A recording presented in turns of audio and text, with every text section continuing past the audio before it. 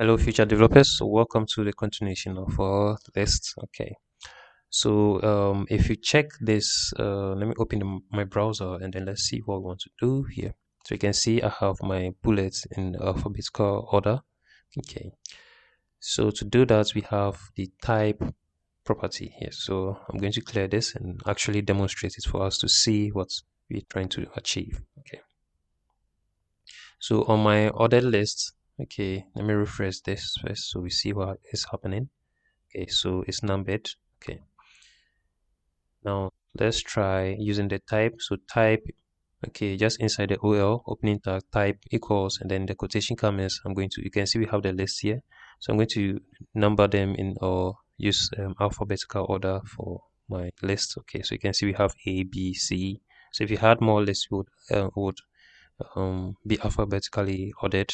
Okay, you can use um, Roman numerals. So this I'm using a small case. Okay, so you can see small case. Okay, so you can use the number two, so one. Okay, so it's going to number them. Okay, so refresh. You can see we have one, two, three. Okay, so you can use the Roman numerals to using I. Okay, so thank you, and then see you in the next lesson.